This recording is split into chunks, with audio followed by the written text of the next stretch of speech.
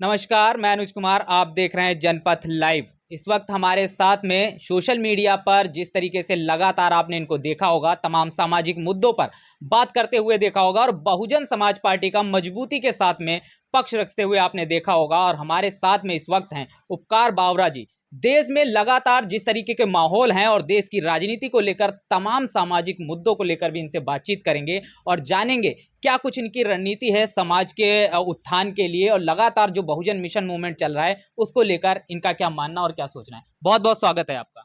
धन्यवाद धन्यवाद भैया। जिस और तरीके से देखा जाए, एक बड़ा ही सेंसिटिव मुद्दा क्योंकि बहुत ज़्यादा चल रहा है, तो मैं पहला सवाल जो है वहीं से शुरू करना चाहूँगा। कोटे में कोटा यानी कि जो आरक्षण है एससी और एसटी का, उसमें वर्गीकरण का एक प्रावधान आया और उसमें ये कहा गया कि इसमें जो कानून बनाने की जो प्रक्रिया होगी वो कहीं ना कहीं राज्य सरकारें बना सकती हैं। ये कितना एससी एसटी के लिए घातक है या इनके लिए फायदा करेगा? देखिए, ये SC ST के लिए ऑब्वियसली जो है घाटे का सौदा है। हम्म। ये SC ST की एकता, उसकी सामाजिक एकता, उसकी राजनीतिक एकता, उसकी आर्थिक एकता को ध्वस्त करने का प्रोपेगेंडा है। हम्म। और जिन लोग जजों ने, देखिए मैं जजों का सम्मान करता हूँ, बिल्कुल। लेकिन जिन जजों ने ये निर्णय लिया, क्या कभी उन लोगों से पूछा गया? बसपा सुप्रीमो का जो एक बयान आया, उन्होंने कहा कि अगर हमें बुलाया गया होता पक्ष रखने के लिए, क्योंकि हम जो काम कर रहे हैं वो इन्हीं वर्गों के लिए कर रहे हैं और हमें बुलाया ही नहीं गया। हाँ, उनको बिल्कुल नहीं बुलाया गया। क्यों बुलाएंगे वो लोग इनको? जो उनकी आवाज़ उठाएगा, जो इस समाज को जो है उत्थान के लिए काम करेगा, वो बिल्कुल नहीं बुलाएंगे। वो तो चाहते ही हैं, वो तो बरसों से चाहते हैं, उनके बाप दादा चाहते थे। उनके बाप दादाओं ने जो है इस बहुजन समाज को जो है गुलाम बना के रखा, इस बहुजन समाज को जो है उनके अधिकारों से वंचित करके रखा। तो उनकी औलादे भी तो जो है वही काम करेंगी। लेकिन उनकी जो औलादे कॉलेजियम हैं। सिस्टम से जो लोग जज बने हुए हैं, वो आज बता रहे हैं कि आप आरक्षण का दुरुपयोग कर रहे हैं। आप लोग आरक्षण में, मतलब कोटे में कोटा आप लोगों को दिया जाना चाहिए, आप लोगों के आरक्षण में वर्गीकरण कर देना चाहिए। वो लोग बता रहे हैं जो खुद से जो है कॉलेजियम सिस्टम के माध्यम से बाप दादाओं के समय से जो है बैठते आ रहे हैं। अच्छा, तो बसपा उनका भी तो सुप्रीमो होना की चाहिए ना। एक और बड़ी मांग है। उन्होंने कहा इसमें जो 341 और 342 जो अनुच्छेद है, उसे ना कहीं ये जो आरक्षण वाला मामला है, इसे नवी अनुसूची में शामिल किया जाए ताकि इसमें छेड़छाड़ ना हो सके। बिल्कुल, ये बहन जी बहुत पहले से जो है मुद्दा उठा रही है। आरक्षण के प्रति बहन जी बहुत ज्यादा सजग हैं। हम्म। और बहन जी ने बहुत पहले इस विषय पे बात कही थी कि जब आप लोगों को याद होगा 2 अप्रैल का जो आंदोलन हुआ था, 2 अप्रैल 2018 को SC ST एक्ट को लेकर के जो आंदोलन हुआ था, उसमें भी बहन जी ने ही कहा था कि ये एक सेंसिटिव मुद्दा है। SC ST का जो है ये इनको जो है आप लोगों को 9वीं अनुसूची में कानून बना करके 9वीं अनुसूची में डाल देना चाहिए, ताकि बिल्कुल। भविष्य में कोई कोर्ट इनके ऊपर जो है किसी प्रकार से प्रावधान ना ला सके। बिल्कुल। एक एक और सवाल मैं इसी में जोड़ना चाहूंगा। इसी बहुजन समाज के एक बड़े नेता हैं, कांग्रेस के नेता हैं उदित राज जी। उन्होंने कहा जितना आरक्षण का नुकसान मायावती जी ने किया है उतना किसी ने भी किया है। इस पे आपके क्या राय है? देखिए, मैं किसी का नाम तो नहीं लूंगा, हम्म। लेकिन मैं समझता हूँ कि वे लोग हैं जो सिर्फ व्यक्तिगत सोचते हैं, व्यक्तिगत राय रखते हैं। हम्म। ठीक है, जिनका आरक्षण का जिन्होंने दुरुपयोग करा है, हम्म।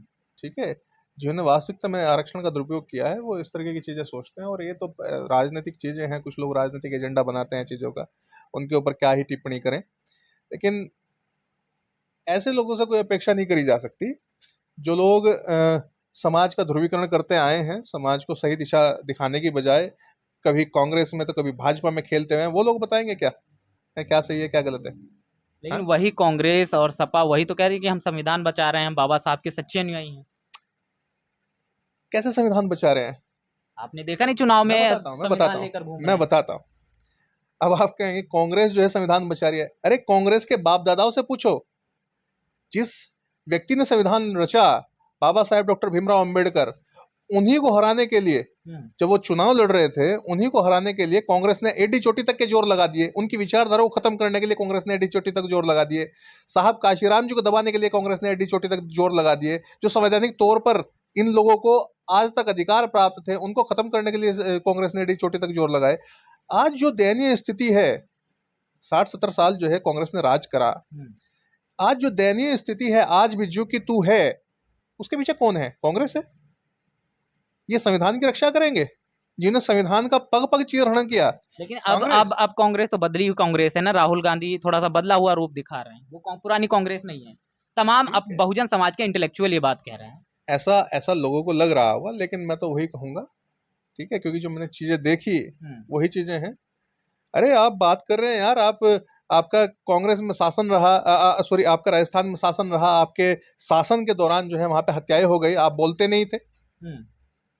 अभी कर्नाटक के अंदर 14,730 करोड़ रुपए SC ST का फंड काट के कांग्रेस जो है, क्योंकि कांग्रेस की वहां सरकार है और वो अपने चुनावी वादे पूरा कर रही है। बिल्कुल बिल्कुल बिल्कुल करेगी वो इसी तरीके से। ये किसका पैसा है? ये देश के गरीबों का पैसा है, ये देश के मजदूरों का पैसा है। उससे लोग मौजी तो करते आए हैं, और करते क्या आए हैं? तो वो लोग क्यों देना चाहेंगे यार आप लोगों को पैसा? वो तो अपनी सुविधाओं के अनुसार जो है उसको अपनी सुविधाओं में लगाने का काम करेंगे। ऐसे भाजपा को ले लीजिए, ऐसे समाजवादी पार्टी को ले लीजिए, जिन लोगों ने, जो लोग कह रहे हैं कि हम संविधान के रक्षक हैं, असल में संविधान के भक्षक हैं वो लोग। भाजपा की अगर बात करें तो भाजपा तो शुरू से ही संविधान की विरोधी रही वो तो है। क्लियर बोलते हैं कि हमें 400 दीजिए, हम संविधान बदलेंगे। हाँ, वो संविधान की विरोधी रही है। समाजवादी पार्टी के लोग को भ्रमित करने की राजनीति करते हैं। उनसे अपेक्षा करी जा सकती है कि वो संविधान की रक्षा करेंगे। जो ने बाबा साहेब की प्रतिमाएं खंडित करी, जो ने हमारे महापुरुषों के, बहुजन महापुरुषों के, मैं किसी जाति वर्ग की बात नहीं कर रहा हूँ, मैं पूरे बहुजन समाज के, जो इस देश में 85% बहुजन है, उस समाज के महापुरुषों की प्रतिमाएं खंडित करने का काम करा। उनके नाम पे जो जिलों के नाम रखे गए थे बहन जी द्वारा, उनको बदलने का काम करा।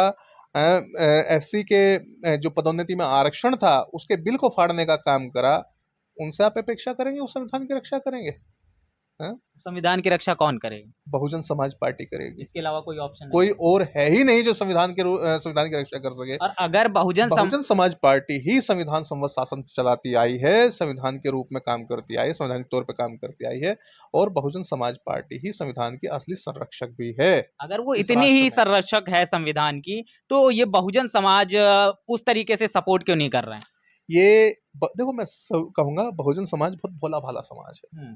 इसको कोई भी किसी भी रूप से बरगला लेता है, बहका लेता है।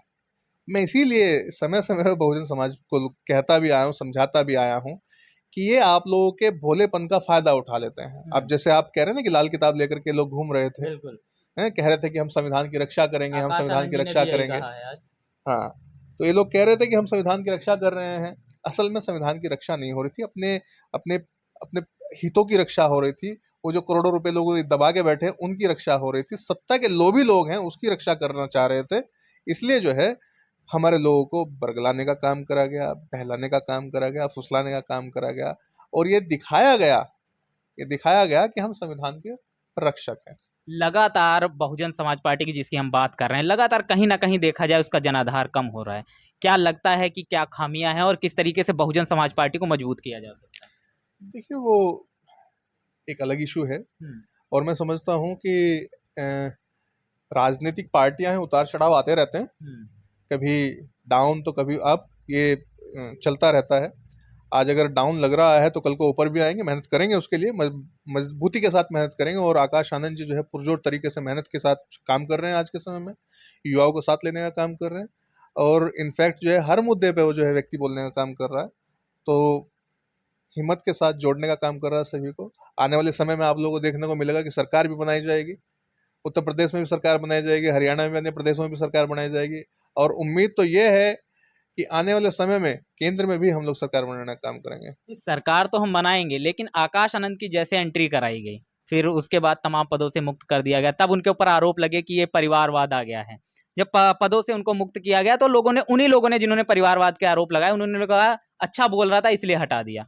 क्या सोचते हैं आप? देखिए, बहन जी एक बहुत ही सदी हुई लीडर हैं, उन्हें पता है कि कब क्या करना है, और ये उन लोगों के मुंह पे तमाचा था जो इस तरीके की बात करते थे। जो लोग विरोध कर रहे थे वो समर्थन में थे। हाँ, बता तो रहा हूँ, ये उन लोगों के मुंह पे तमाचा था। और बहन जी तो बहन जी ही हैं, बहन जी जैसी राजनीति शायद ही कोई कर पाए।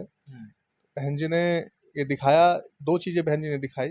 एक तो अपनी लीडरशिप दिखाई, और एक उन लोगों के मुंह बंद किए जो इस तरह की नालायक बातें करते हैं कि भाई आकाश आनंद जी जो है मतलब परिपक्व नहीं है, और इस तरह की जो मतलब बेकार की बातें करते हैं, उन लोगों के मुंह बंद करने का काम बहन जी ने किया इस चीज़ से। और मैं समझता हूँ कि आकाश आनंद जी के अंदर एक जोश है, एक अच्छी परिपक्वता है, एक अच्छा लीडरशिप उनके अंदर है। तो आने वाले समय में बहुत अच्छा जो है बेहतर रिजल्ट आप लोगों को देखने को मिलेगा। उपकार बावरा जी जिस तरीके से आप लगातार समाज के लिए काम कर रहे हैं, आप इस समाज के अब फ्रंट फुट पे ले जाने के लिए इसे और कहीं न कहीं बहुजन समाज पार्टी को मजबूत करने के लिए आपके पास अपनी क्या रणनीति है? देखिए, मैं बहुजन समाज पार्टी की रणनीति के साथ काम करता हूँ हुँ, और मेरा जो मोटिव है, मैं समझता हूँ कि बहुजन जिसके नाम से हम लोग जाने जाते हैं, हुँ, उस बहुजन को हम लोग वास्तविक बहुजन बना सकें। सामाजिक तौर पे, आर्थिक तौर पे, राजनीतिक तौर पे हम लोग उनको सुदृढ़ बना सकें, ये इसके लिए मैं काम करना चाहता हूँ और इसके लिए ही मेरा प्रयास रहता है, हुँ, ताकि ये समाज अपने पैरों पे खड़ा हो सके और बरसों की जो गुलामी है, उसको छोड़ सके, शिक्षित हो सके, जागरूक हो सके, आगे बढ़ सके। बिल्कुल। तो जिस तरीके से हमारे साथ में उपकार बावरा जी हैं और हमारे पास टाइम की थोड़ा-सा शॉर्टेज है, इसलिए अगली बार हम फिर से बैठेंगे और तमाम ऐसे मुद्दे हैं, जिन पे बात करना बहुत ज़रूरी है और उनको पब्लिक तक पहुँचाना भी बहुत ज़रूरी है। लेकिन अभी मैं आप सभी से भी अनुरोध करूँगा कि इस इंटरव्यू को देखने के बाद में उपकार बावरा जी की बातों से आप कितना सहमत हैं, इनके लिए आप क्या कहना चाहते हैं, कमेंट में ज़रूर मेंशन करिएगा। बने रहिएगा जनपथ लाइव के साथ, तब तक के लिए जय भीम, जय भारत।